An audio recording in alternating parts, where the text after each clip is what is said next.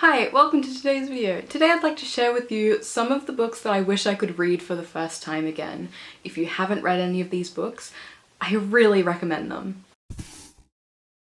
These are all books that have stuck in my mind for years, for a decade in one case. Surprisingly, 3 of them are things I've read this year, within the last 3 months, so I thought I'd just share them with you. I want to get into doing recommendation videos, but I find it very hard to explain why I like things, so I guess this is a trial run. The first book that I would do anything to read for the first time again is Catching Fire by Suzanne Collins. This is the second book in the Hunger Games series. I know a lot of people have read this series.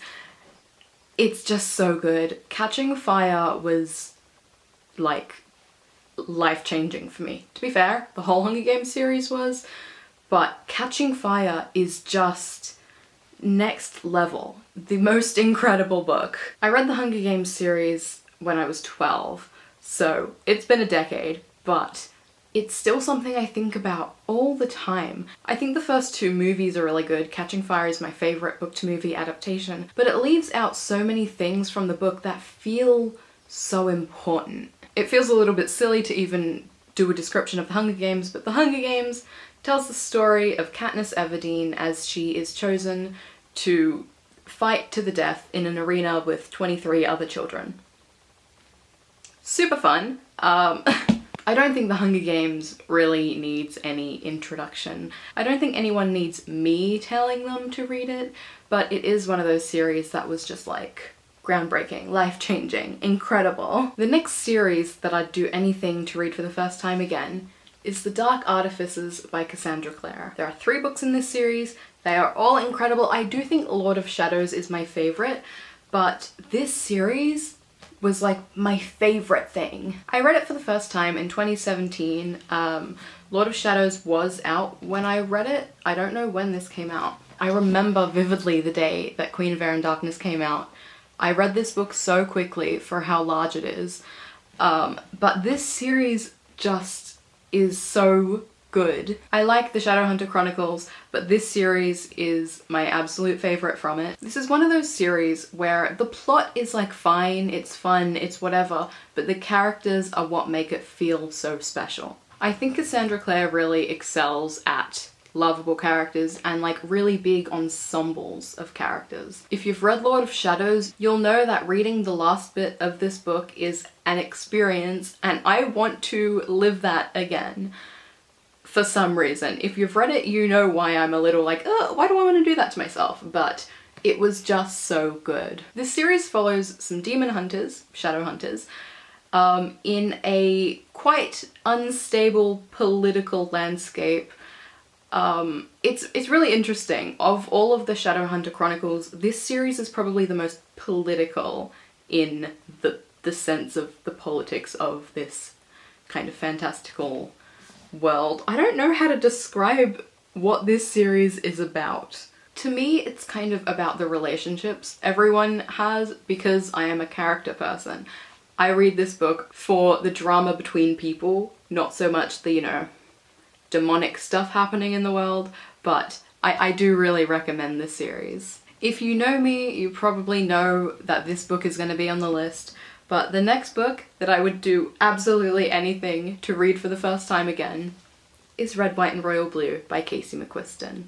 I read this book for the first time in, I think, September of 2019, maybe September, and then I read it 3 more times that week.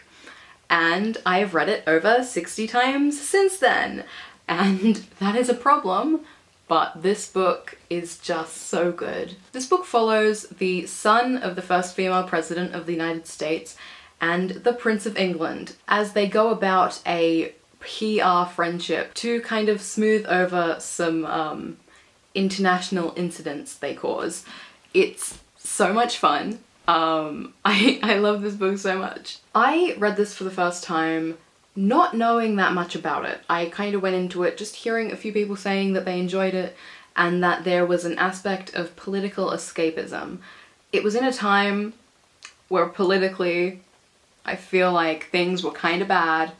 That's not to say that they're great right now, but I was interested in a little bit of political escapism. Now, this book is not politically accurate. I'm not going to pretend that I know the most about especially American politics, but it's nice to imagine a world where the leader of such a powerful country like America actually has like the people's best interests in mind. But yeah, Red, White and Royal Blue is so much fun. It is a complete rom-com, but it also has like kind of serious discussions in there too, and it's just a good time, and I would love to read it for the first time again. So the next 3 books that I'm going to share with you were all read this year, which is so wild to me that I had never read them before because they're so good. The first one is If We Were Villains by M.L. Rio. I was shocked by this book. I'll be honest, the first bit of it, maybe the first quarter, was a bit slow for me. It took me a really long time to get through, but once I was hooked in the story and once everything started happening, I was absolutely in love and spent every free moment I had reading. The story starts with us seeing the main character being released from prison, which is such an interesting place to start a story. And then we're looking back at what happened to get him there in the first place.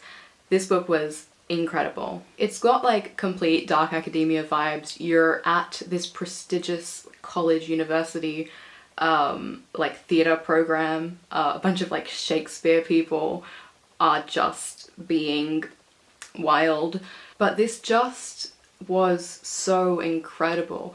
I feel like it's split into kind of 2 separate stories, 2 separate mysteries.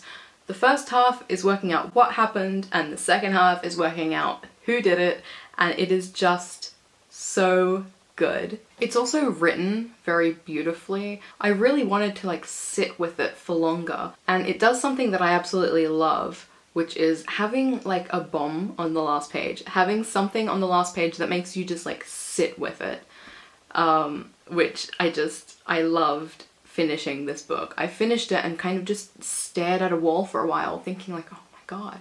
It left me wanting a sequel, but also not wanting to know what happens next, which I think is really cool.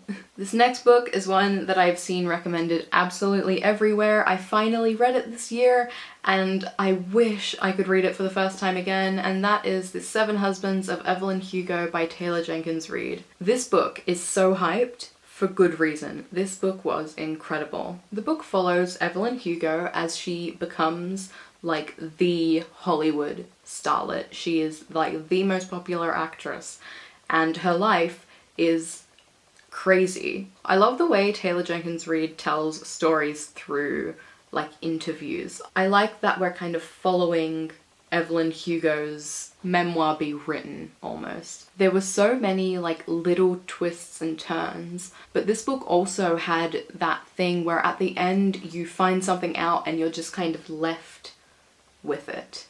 But it was just so good.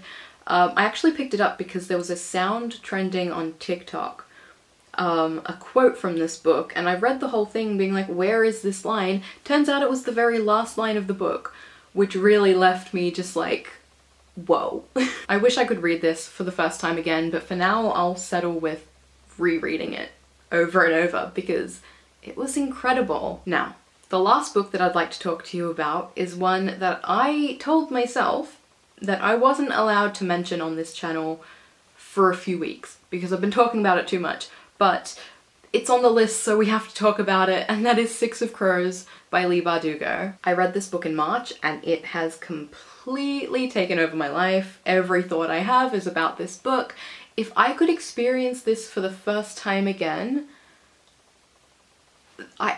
that's all I want. All I want is to read this for the first time again, not knowing what happens. I think that because there are so many points of view in this book, there are so many things that certain characters know and certain characters don't, and you're left trying to pick up the pieces, and it's just so good. This book follows 6 people who are in a gang who are getting up to shenanigans. They all have their own respective traumas and issues and secrets, and it's just so good. The actual plot of this book is these 6 people coming together to commit crimes. This is a heist story, which is so much fun. Crooked Kingdom is also incredible. If I could read this for the first time again, oh my god, there are a few things in this book that if you don't know they're coming, they just hit and they are so good. I think that Leigh Bardugo weaves relationships really well. Not only romantic relationships, although she does that incredibly, especially certain characters in this series. Oh my god. The fact that we're following 6 characters and I cared about them all equally, that is something that is unheard of for me. I think that the relationships between the 6 crows is so fun, seeing the way that certain characters have almost a sibling relationship, others are like maybe slightly antagonistic but lightheartedly, and then to see the kind of romantic relationships forming, or even the like previous crushes. I think it is so much fun and I would do anything to read this book for the first time again. It took me months to actually read this the first time I read it because I was stuck on the first chapter. If you haven't read Six of Crows before, push through the first chapter. The first chapter doesn't follow the crows. It's kind of just setting the scene, we're learning more about the world. It's hard to get through if you're not feeling it, but it gets so much better after that. But yes, I'm gonna stop talking about this book because I've talked about it a lot in the past few weeks, so I'm gonna stop. So those are all the books that I wish I could read for the first time again. If you haven't read them, I so highly recommend all of these books. They are basically all 5-star reads for me. They're like 4.5 and higher, so I really recommend you read them. They are all quite popular books, but I think they're popular for a reason. But yes, that's all I've got for today. I hope you enjoyed this video. If you did, you can give it a thumbs up. You can subscribe. I upload twice a week, and I'll see you next time. Bye.